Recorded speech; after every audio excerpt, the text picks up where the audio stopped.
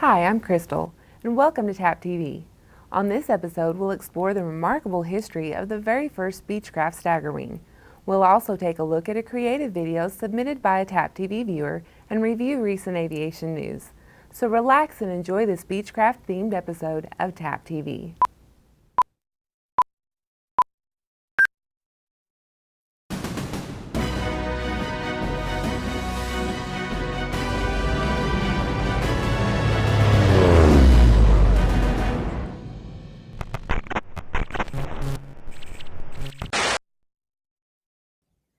In 1925, three soon-to-be legends in aircraft manufacturing joined forces to create the Travel Air Manufacturing Company.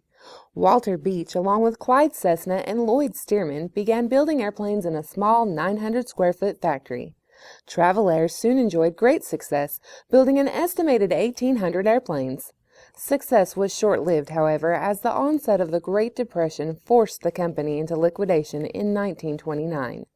The company's assets were merged into the Curtiss-Wright Airplane Company, with Walter Beech being brought on board as president.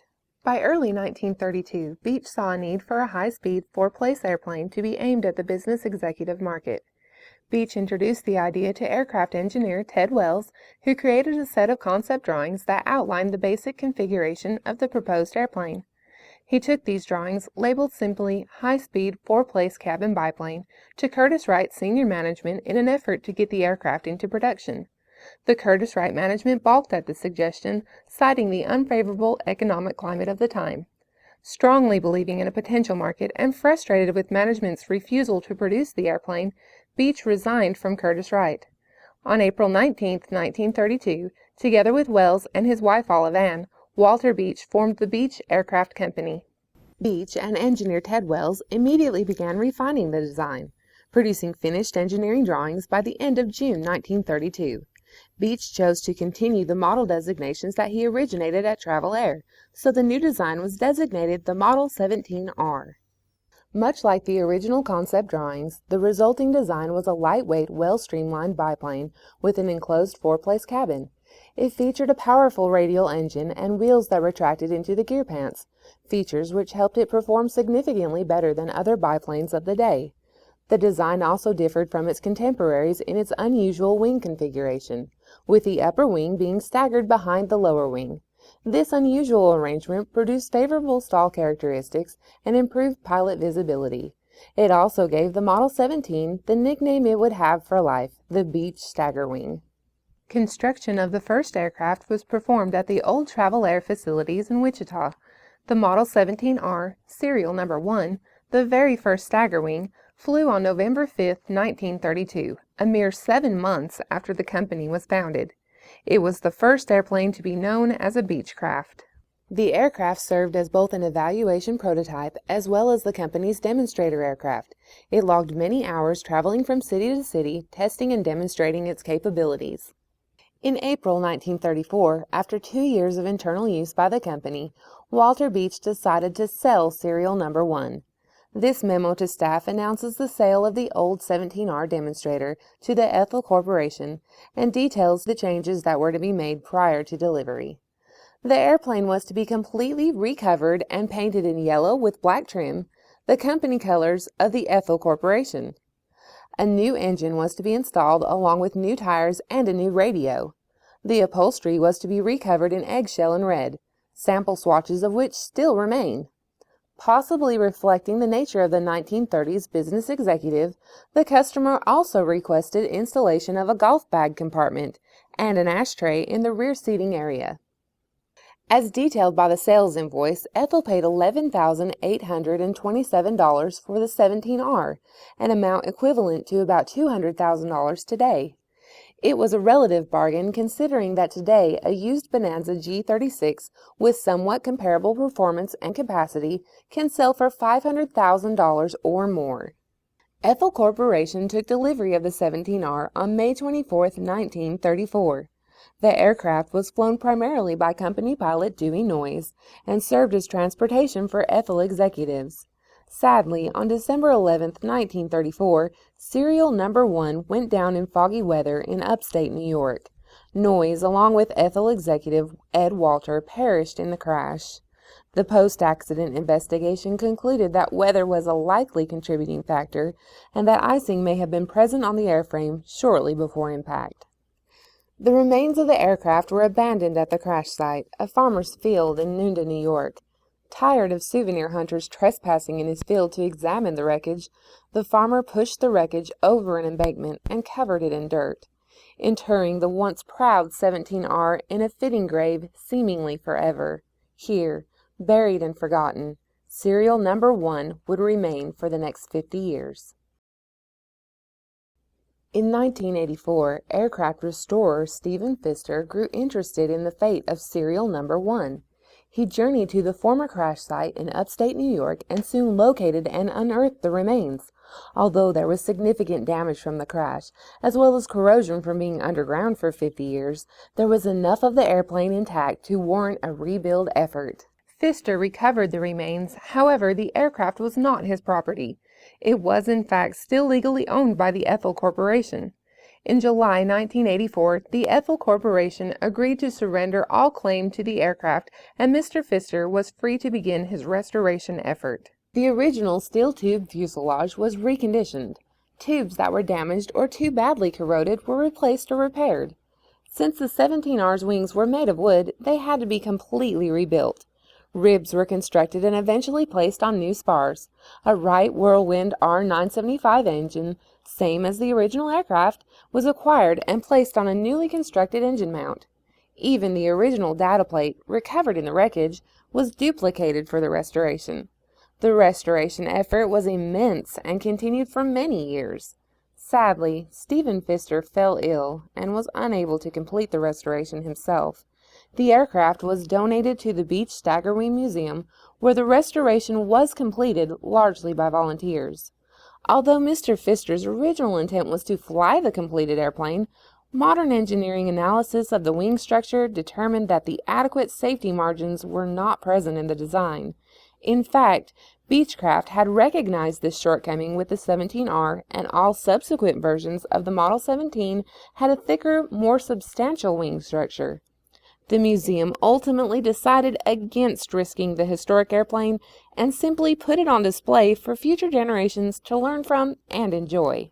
Today, serial number 1 resides at the Beechcraft Heritage Museum in Tullahoma, Tennessee.